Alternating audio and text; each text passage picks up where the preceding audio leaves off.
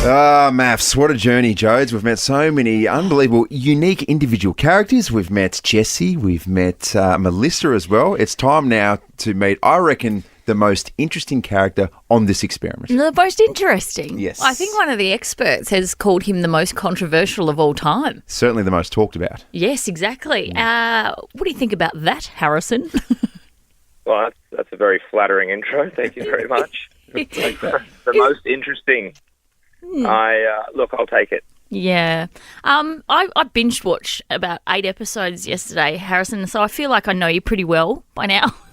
you know about 1% Yeah. of me, I'd say, if you watch the show, yeah. Are you playing a bit of a character, or are they just portraying you as a bit of a villain? What's going on here?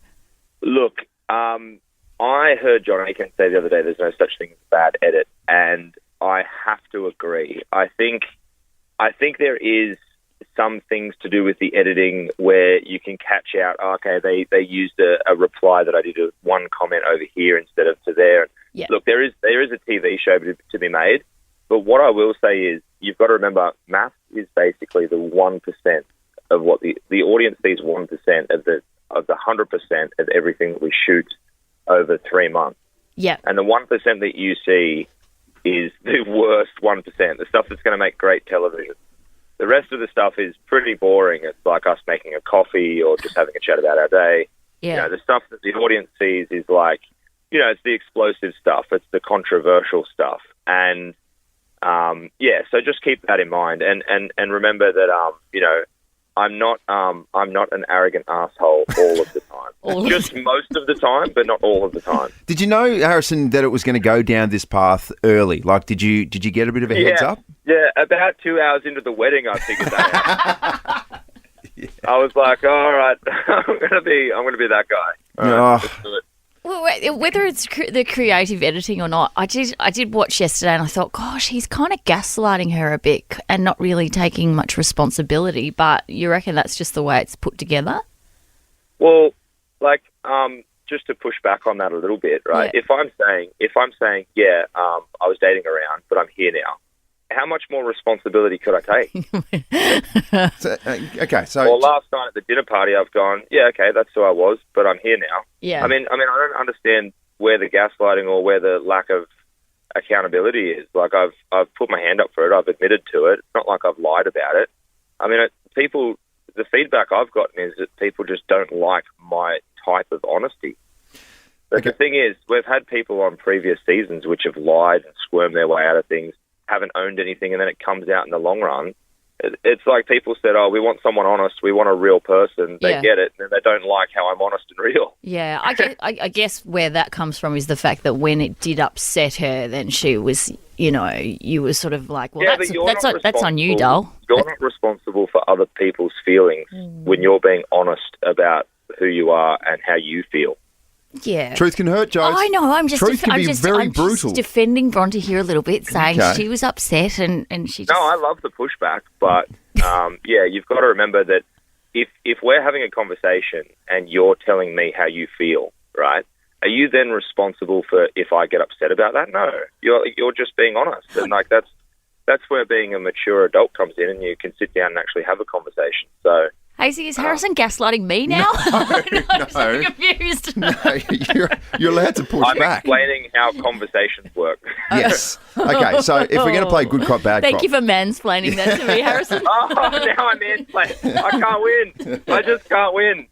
Hey, so if we're going to play good cop, bad cop, what about this, Harrison? So from what I can see as well, and maybe this is an alternate theory, so the story about everything that was happening outside, which ended up turning into baloney, it feels like the other couples have still held on to that story and they've locked it in as fact.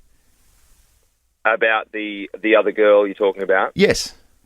Yeah, it's actually a bit disappointing. Like, I was watching last night, and even the experts were referring to like a partner on the outside and all this sort of stuff. I'm like, guys, you knew exactly who I was coming in here. I didn't shy away from the fact that I was dating.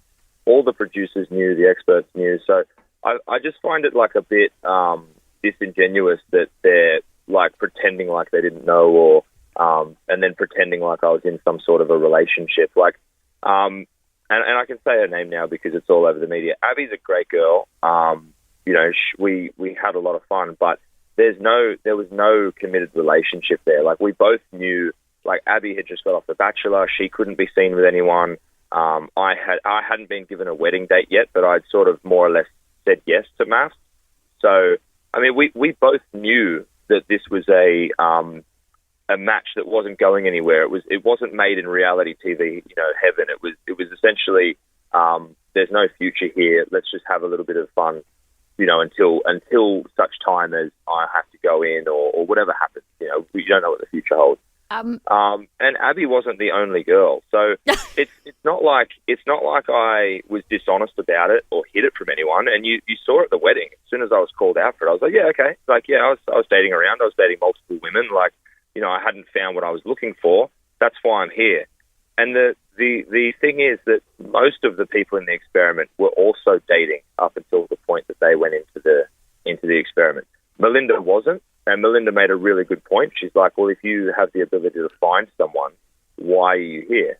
And you don't actually see me say to Melinda at the dinner party, I said, well, if you're not dating and you haven't found someone and you're here, and I am dating and I haven't found someone and I'm here, then measuring by the same metric, we both deserve to be here. And then Melinda didn't have an answer for that. You just see me, every time I get a question posed to me, they just cut to me and it's like, In reality, I'm actually quite quick on my feet. So yeah, look, there's a couple of things with the editing that I can pick up just watching myself back. But you've got to remember, we're there to make a television show. It's not a documentary. A lot of it is for entertainment. So you just have to sort of swallow that pill, I guess. Mate, if you said everything that you thought people wanted to hear, the show would be boring. So your honesty is appreciated. I'll say that. Team Harrison. Oh, thank you. That's really nice of you to say that. I haven't actually had anyone say that to me yet. So thank you. Before we let you go, Harrison, there's a quick little game that we'd like to play with you, if that's okay, because we just want to get a bit of insight. Mansplaining? Yes, it is. Mansplaining with Harrison. That's a podcast down the track. That's definitely a podcast. Yeah, don't ruin it. Don't say that quiet part out loud. We want to play this game called Fairy Tale or Fail. So just a quick little rating out of 10 of all the couples, or the main couples that are going through it. 10 being a little fairy tale forever, if it looks like or it feels like these two are meant to be together, and 1 being an absolute dismal fail. So can we start with an obvious one? Cam and Lyndall. Oh, yeah, that's a fairy tale. They are lovely people. A lot of respect for Cam, one of my best mates, and yeah, beautiful couple. Okay. Ollie and Tani? Oh, definite fairy tale. Yeah, love those two. Beautiful. Melissa and Josh? Melissa and Josh. Well, you can see from episode 1, their wedding, and last night at the dinner party, things aren't going well for them. So I'd be very interested to see where they go in the future together, because it seems like they speaking 2 different languages. Melissa's love language seems to be rooting, and Josh's love language is definitely, well, I can't even remember the 5 love languages now, but I think if there is one about being intellectual and deep talk, that's definitely Josh. I kind of love how horny Mel is. I kind of like it. Yeah, I don't know. It kind of really puts me off, Does to it? be honest. Right. Yeah, if that's all you talk about, like, there's no depth to a person if all they talk about is sex. Jesse and Claire? Oh dear. Yeah. I would like to thank Jesse for taking the heat off me at last night's dinner party for about 5 minutes. Yeah, he did, didn't he? So, Jesse, if you're listening, shout out, brother. Thank you for that. Look, another couple off to a difficult start, but I think that Claire is quite passionate.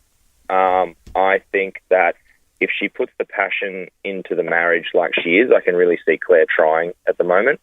And I think Jesse just needs a bit of time to get out of his own head. So I think there's potential there, and I'll be very interested to see where those two go.